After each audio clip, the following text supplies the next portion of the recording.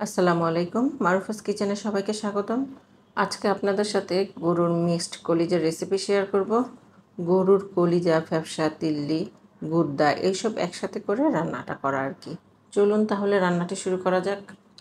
এখানে আমি গরুর কলিজা, তিল্লি, গুদ্দা, ফ্যাপসা 1 কেজি পরিমাণ মিক্সড করে নিয়েছি। এগুলোকে আমি ভালো করে কয়েকবার পানি দিয়ে, নর্মাল পানি দিয়ে ধুয়ে নিয়েছি। এখন এগুলোকে একটা বলক আসা পর্যন্ত ভাপিয়ে নেব। ভাপিয়ে নিলে কি হবে, কলিজার মধ্যে যে এক্সট্রা রক্ত পানিটা থাকে সেটা বের হয়ে যাবে।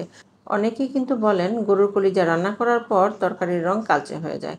এইভাবে যদি ভাপিয়ে নেওয়া যায় তাহলে কিন্তু কলিজা রান্না করলে আর তরকারিটা কালচে হবে না।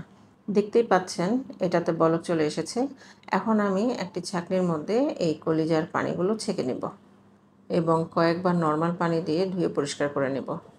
কলিজাগুলোকে খুব সুন্দর করে ধুয়ে নিয়েছি, আর এই প্রসেসে রান্না করলে তরকারির রং কালো হবে না। চুলায় একটি কড়াই বসিয়ে দিয়েছি আর দিয়ে দিচ্ছি পরিমাণ মতো তেল। তেল গরম হয়ে এসেছে আর এখন আমি 2টা তেজপাতা চিড়ে দিয়ে দিলাম। দিয়ে দিচ্ছি 4টা এলাচ, দিয়ে দিচ্ছি কয়েক টুকরো দারুচিনি। 30 সেকেন্ডের মতো নেড়েচেড়ে ভেজে নেব। এখন এখানে দিয়ে দিচ্ছি 1 কাপ পরিমাণ পেঁয়াজ কুচি। পেঁয়াজগুলোকে আমি বাদামি রং করে ভেজে নেব। পেঁয়াজের রং চেঞ্জ হয়ে এসেছে আর এখন আমি এখানে অ্যাড করে দিচ্ছি স্বাদমতো লবণ। দিয়ে দিচ্ছি 1.5 চা চামচ পরিমাণ আদা রসুন বাটা। দিয়ে দিচ্ছি 1 চা চামচ পরিমাণ হলুদ গুঁড়া। দিয়ে দিচ্ছি 1.5 চা চামচ পরিমাণ মরিচ গুঁড়া। ঝালটা যার যার পছন্দ মতোই অ্যাড করতে পারেন। আমি একটু ঝাল ঝাল খেতেই পছন্দ করি, তাই এখানে আমি মরিচের পরিমাণটা আমার পছন্দ মতো অ্যাড করেছি। দিয়ে দিচ্ছি ধনিয়া গুঁড়া 1 চা চামচ পরিমাণ। এখন এখানে সামান্য পরিমাণ পানি অ্যাড করে দিচ্ছি যাতে মশলাগুলো পুড়ে না যায়। এখন নেড়েচেড়ে মশলাগুলোকে কষিয়ে নিচ্ছি। মশলাটা যত ভালোভাবে কষানো হবে এই তরকারির স্বাদ কিন্তু ততটাই বেড়ে যাবে। মশলাগুলো কষানো হয়ে গিয়েছে, এখন আমি মিক্সড কলিজাটা অ্যাড করে দিচ্ছি। এখন এগুলোকে ভালো করে নেড়েচেড়ে কষিয়ে নেব। কলিজাগুলোকে 5 মিনিটের মতো কষিয়ে নিয়েছি। কলিজাগুলো যেহেতু ভাপিয়ে নিয়েছি তাই কলিজা থেকে এক্সট্রা কোনো পানি বের হয়নি। এখন এখানে প্রায় 1 কাপ পরিমাণ পানি দিয়ে আবার কলিজাগুলোকে আমি ভালো করে কষিয়ে নেব। আর তার আগে আমি এখানে একটা মাঝারি সাইজের টমেটো কুচি অ্যাড করে দিলাম।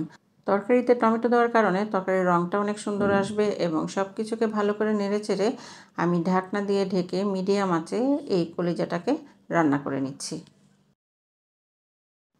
প্রায় 20 মিনিটের মতো আমি এই কলিজাগুলোকে রান্না করেছি। আর দেখতেই পাচ্ছেন যে পানিটা আমি অ্যাড করেছিলাম সেই পানিটা পুরোপুরি টেনে গিয়েছে। আমি আরও কিছুক্ষণ এই কলিজাগুলোকে কষিয়ে নেব। আরও মিনিট 5 মতো কলিজাগুলোকে কষিয়ে নিয়েছি।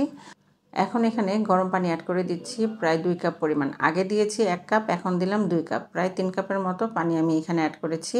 আর এগুলোকে আমি প্রায় 70% মতো সিদ্ধ করে নিয়েছি কষাতে কষাতেই। আর এই পানিটা দিয়েই কলিজাগুলো ভালোভাবে সিদ্ধ হয়ে যাবে। এখন এটাকে ভালো করে নেড়েচেড়ে দিয়ে ঢাকনা দিয়ে ঢেকে মিডিয়াম আঁচেই আমি 30 মিনিটের মতো রান্না করব। আমি 25 মিনিটের মতো রান্না করে নিয়েছি। আর এখানে আমি অ্যাড করে দিলাম ভাজা জিরা গুঁড়া 1 চামচের মতো। আর এখন এখানে অ্যাড করে দিচ্ছি 1/2 চামচ পরিমাণ গরম মশলার গুঁড়া। সব কিছুকে নেড়েচেড়ে দিয়ে আরও 5 মিনিটের মতো রান্না করব। এই পর্যায়ে রান্নাটা পুরোপুরি কমপ্লিট। এখন এটা পরিবেশনের পালা। এটা দেখতে যেমন লোভনীয় হয়েছে, খেতেও কিন্তু ভীষণ মজার।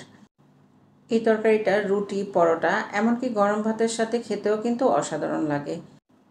রেসিপিটি সহজভাবে করে দেখিয়েছি, বাড়িতে ট্রাই করবেন। খেতে কেমন হয়েছে কমেন্ট বক্সে জানাবেন। আর পরবর্তী রান্না দেখার আমন্ত্রণ জানিয়ে এখানেই বিদায় নিচ্ছি। আল্লাহ হাফেজ।